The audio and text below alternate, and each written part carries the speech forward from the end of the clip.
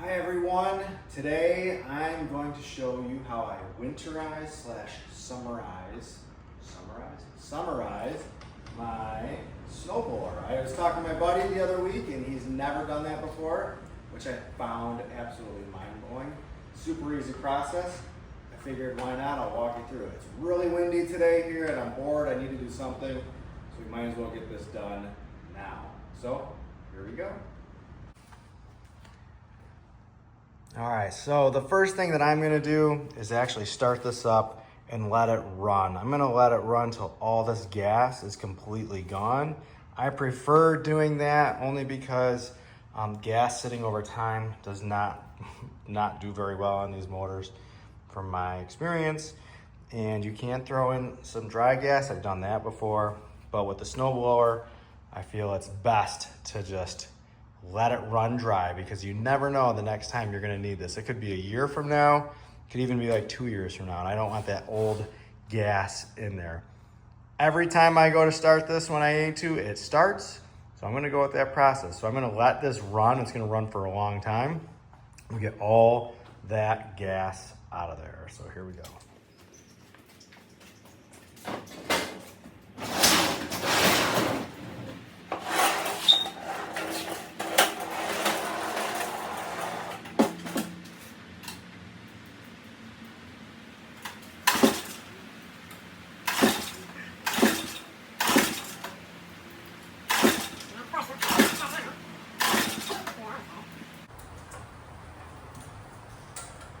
Oh yeah, turn it on. That might help. Now press play.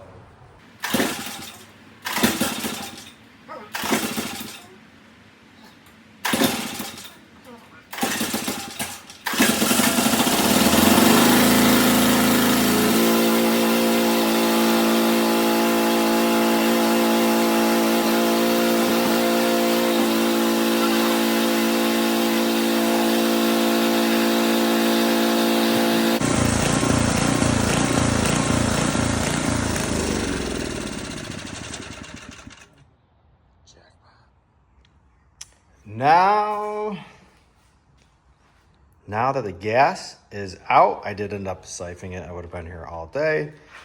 We're going to quickly change the oil. It's nice and warmed up. Always want to change the oil when it's nice and warm. So I'm going to go ahead and do that now with my siphon. I just don't feel like getting all dirty and nasty and spilling oil everywhere. So if I wanted to do that, right down here is our drain plug there, our drain bolt, and just pop that out, and you gotta tip it. It's kind of a pain, so I don't really care too much about this, just as long as it keeps running. So we will use the siphon. Here we go. All right, I don't think this will fit on there.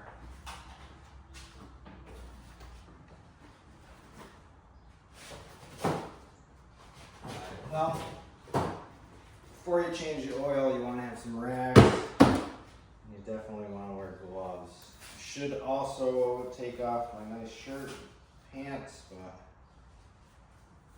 we'll see how it goes. I think we'll be okay for this, using this thing. Okay.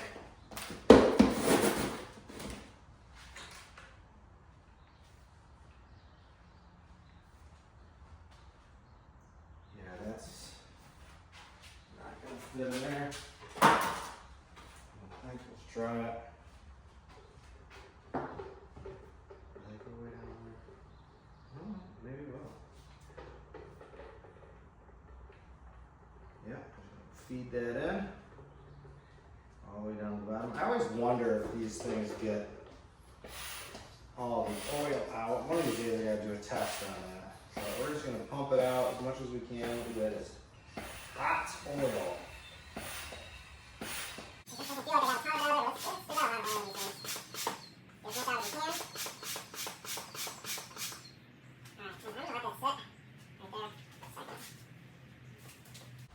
Slowly. Beautiful. All right, so that is out. There we go. Probably about a quart out of there, I would say. All right, I have 2 oils today. This one's just a little bit left in it. Let's get rid of it. Pick this other quart up. I don't have any idea how much oil goes into this. I'm guessing it's about 1 quart. So I'm gonna fill it up with about 1 quart and then just continue to keep on checking the oil. Now the reason you wanna change your oil before it sits for a long time, this is what I've been told.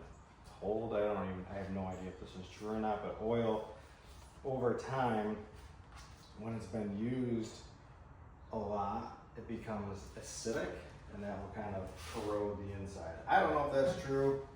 I think my dad told me that. He might have been lying to me and there might be a better reason to do this, but well, I'm just gonna pretend that's the reason why. So there's not much left in this container, so we'll use it up. A little extra space on the shelf. And then I'm gonna go about half of this and we'll check the oil.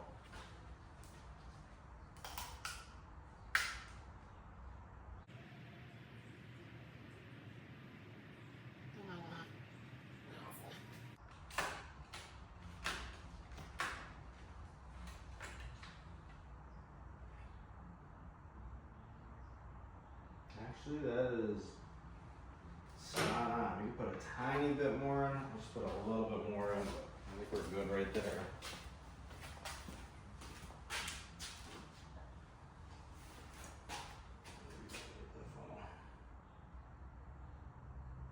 All right, next thing we're gonna do is fog the spark plug. Fog it. So, let's get that out. This is leaking on the floor, which is great. All right, let's grab my socket. All right, well, I don't have an actual spark plug socket. I'm using this. Usually a spark plug socket has a little rubber boot in it. Doesn't really matter for this one, but that's just it helps grab onto that boot if you're working in a really low place and you don't drop your spark plug. So we're just gonna pull this out super quick.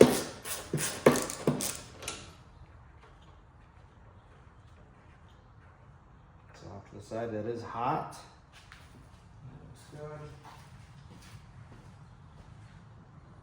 And then I'm going to use a little bit of fogging oil. This can I've had for years. I used it when I used to winterize an old boat motor, and that's how I did it. So I usually just throw in a couple of squirts right in where that spark plug was, just to keep that lubricated. Then what I'll do is just pull to rotate the engine. Squirt another one in there. Pull it. I'll do one more. And then pull it. And again, that's just to lubricate, oil up the inside, and keep that protected over the time that you put it in the store. I am going to come down here, and if you look down here, you can see the very bottom of the carburetor, and we have this little bolt here at the bottom of there's a little, I'm drawing a blank what it's called, the bowl of your carburetor. And I'm just gonna loosen that up and hopefully we get a little bit of gas out of there. We wanna drain as much possible gas out of that carburetor as possible. If you don't drain that gas out of there, that's where it gets all gummed up, and that's where you end up getting a lot of problems. You have to replace the carburetor. So let's go ahead and do that. Got a little tip here. This, if you have a pet, you know what these are. These are for training them where to go to the bathroom, which I don't think it works whatsoever. My dog's a year old and still goes to the bathroom wherever, but I saved these and they work pretty well for doing stuff like this. Honestly, I have a whole bunch of them. Didn't want to throw them out. And there they go. So let's see if we can get to the screw and see if any gas comes out of the bottom of the carburetor bowl. Just loosen it a couple of turns. I'm gonna take it all the way out. Oh yeah, there it goes. I don't know if you can see that or not. So there we go. So there is getting all that gas. I'm gonna, I just don't have gloves on. So I'm gonna open up the bottom of this carburetor bowl a little bit more. See if we get any more gas. There's not a lot of gas that comes out. No, I think we got it all. I always wanna wear gloves, and I didn't. Oh, there that goes. Perfect. And success. We have drained all of the gas out of the carburetor. So in theory, we will not get that gummed up with old gas. All right. All right, we got that screw back in there. I'm just gonna cinch it up a little bit. These don't have to be super tight. Just wanna, just enough to cinch it down. And boom, that is good. All right, we can dispose of that. That is it. Change the oil. We fogged it where the spark plug was. Turn it off so that I can forget to turn it on in the next winter and struggle getting it started again. I might throw a little bit of grease down on these two spots here. Yeah, might as well do that really quick. Not the end of the world. If we don't, we can always come back and do that later. This is just some anti-seize. I don't have any other grease, so I'll just put a little bit in there. You definitely don't need anti-seize, but any kind of grease will help keep those turning. Okay. The last piece to all of this, I mean, this thing has been out in the snow, it's been salt tracked in up the driveway. They salt like crazy around here. So I'm just going to give it a good little wash and then we'll park it and we are good to go. I will not start this again. So once you've changed the oil, fogged it, don't start it again until it's time for it to run next winter. And hopefully we don't even need it then, so we'll see. All right, let's get this washed.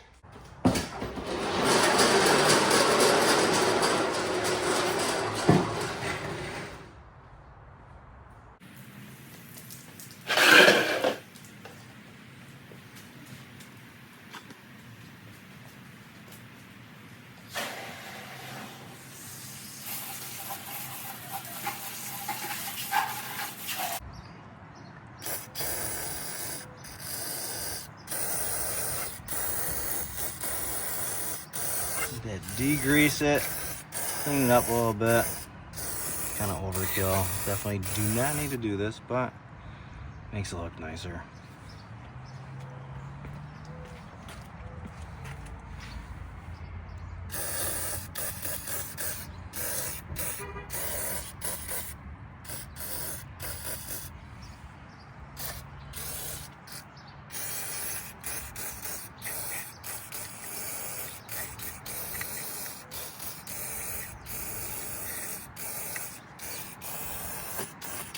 Okay, let's go. All right, that was for you, Brent. I hope that you start winterizing or summarizing your lawn equipment / driveway equipment so they last for years. This thing is like 20 something years old and it's still kicking and doing pretty well. Take the 20 minutes, get the job done, feel good, save yourself a little money. Thanks everyone. Talk to you soon. We'll see you later.